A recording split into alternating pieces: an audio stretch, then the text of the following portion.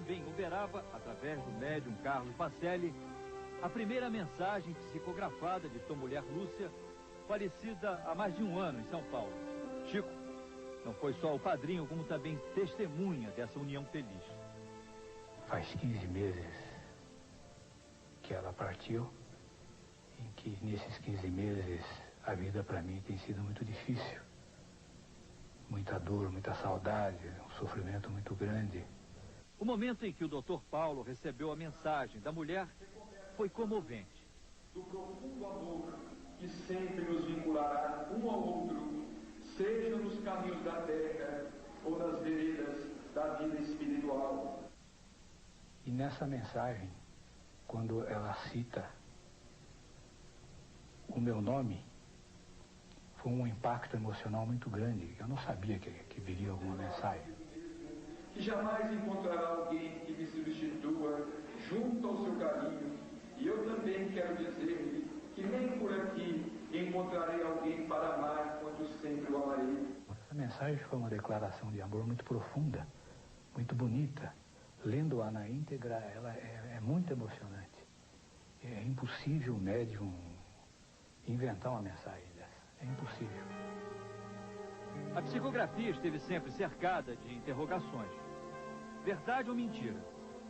Na época em que Chico começou a receber essas comunicações espirituais em Pedro Leopoldo, essas dúvidas eram ainda maiores.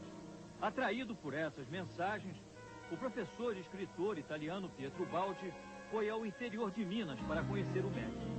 Em uma dessas sessões, o próprio Pietro Baldi acabou recebendo uma mensagem da mãe, psicografada por Chico em italiano, que não dominava esse idioma. Mas o que mais impressionou o escritor foi a forma carinhosa com que a mãe se dirigiu a ele. Ela usou a expressão mio garofanino, e o pequeno cravo, como costumava chamá-lo quando menino. Outra mensagem psicografada em italiano por Chico Xavier surpreendeu a médica Marlene Nobre, que se dedica à investigação desse tipo de comunicação espiritual. A mensagem de Dona Hilda Mascaro Saulo, ela apresenta uma mensagem em italiano. Ela faleceu em Roma. Da onde é que poderia haver memorização da sua história? E acontece que foi até motivo de estudo do Dr. Carlos Augusto Perandrea, que é um excelente perito e que escreveu a psicografia à luz da grafoscopia, mostrando exatamente que a assinatura era a assinatura genética, que é aquela com a qual todos nós nascemos. O perito Carlos Augusto Perandrea, durante 14 anos, estudou a psicografia de Chico Xavier, dedicando-se particularmente ao exame caligráfico das assinaturas dessas mensagens. No caso do Chico Xavier, é muito interessante notar que ele recebia mensagens, dezenas e mais dezenas de mensagens, numa sessão que começava às 7, 8 horas da noite e ia até as altas madrugadas. Aí ele deixava simplesmente que o espírito assinasse. Então muitas mensagens, embora não contivesse elementos gráficos do espírito quando em vida em nosso plano, ela passou a apresentar a assinatura como sendo realmente da pessoa, com elementos caligráficos da pessoa. Essas assinaturas foram também pesquisadas por uma equipe da Associação Médica Espírita de São Paulo, chefiada pela doutora Marlene. O trabalho chegou à seguinte conclusão: 42,2% dessas assinaturas eram diferentes, 35,6% foram consideradas idênticas e 22,2% eram semelhantes. Você pode memorizar pelo inconsciente. Você pode ter a clarividência, a telepatia e descobrir alguns dados da vida da pessoa. Mas como a caligrafia ou mesmo a assinatura pode ser autêntica? Quem tentou responder a essa pergunta foram os psiquiatras, físicos e psicólogos que participaram de um seminário sobre psicografia realizado na Faculdade de Medicina da Universidade de São Paulo. Depois de discutir se a psicografia era um problema psiquiátrico ou uma disfunção mental, o seminário chegou à conclusão de que se tratava de uma função psíquica desconhecida da ciência. O médico e pesquisador de biofísica molecular Sérgio Felipe de Oliveira trabalha no Departamento de Física Matemática da USP.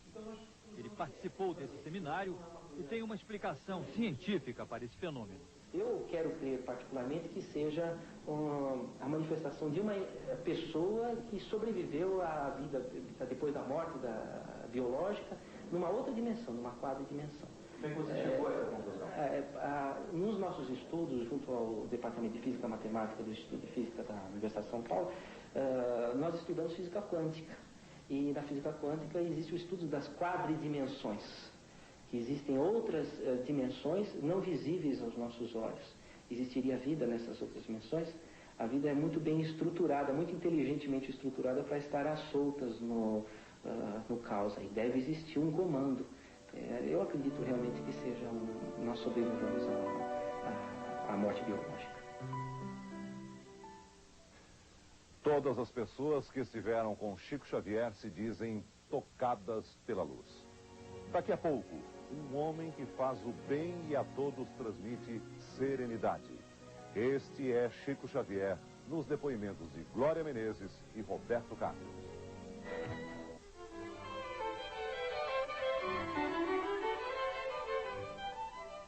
Chico Xavier, ao longo de toda a sua vida, seguiu os ensinamentos do apóstolo Paulo, que sempre considerou a caridade como a mais importante de todas as virtudes. Todos os anos, Chico distribui dinheiro e comida aos pobres de Uberaba. Essas filas jamais o assustaram. Há muito que elas também fazem parte da sua vida, desde a época em que morava em Pedro Leopoldo.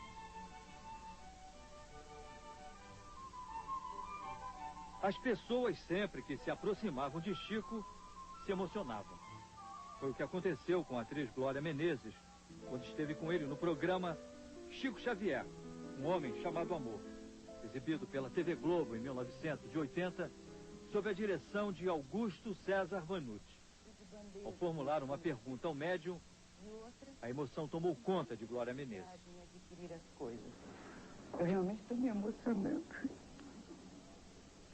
A emoção que eu tive foi de felicidade, foi de tranquilidade, porque poucas pessoas existem hoje em dia com a capacidade do Chico Xavier. Eu costumo dizer que o Chico não tem sexo, porque ele veio não sei da onde só para fazer o bem. Se eu não acreditasse em Deus, eu passaria a acreditar em Deus depois que eu toquei em Chico Xavier. Esse mesmo sentimento é partilhado pelo cantor Roberto Carlos, que mesmo sendo católico, sempre esteve muito próximo de Chico.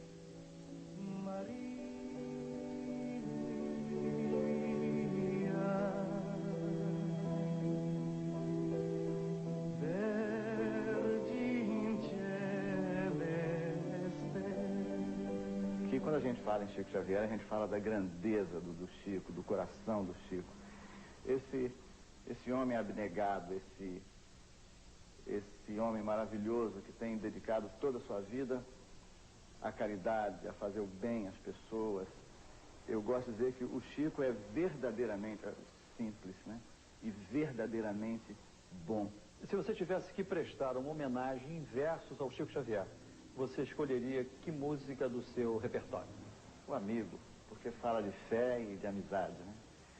Você, meu amigo de fé, meu irmão camarada, amigo de tantos caminhos e tantas jornadas,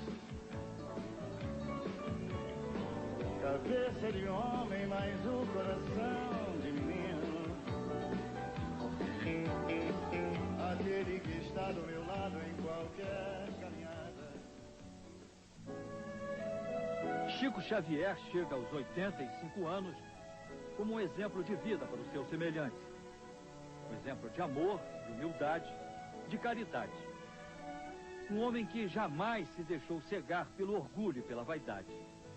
Um homem que sempre relegou a segundo plano as ambições materiais. Um homem que transformou a sua vida num exemplo de amor. No mundo, a nosso ver, não apareceu, por enquanto, nenhuma frase resumindo uma filosofia correta de vida como aquela pronunciada por Jesus. Amai-vos uns aos outros como eu vos amei. isto é, amar sem esperar ser amado e sem aguardar recompensa alguma. Amar sempre.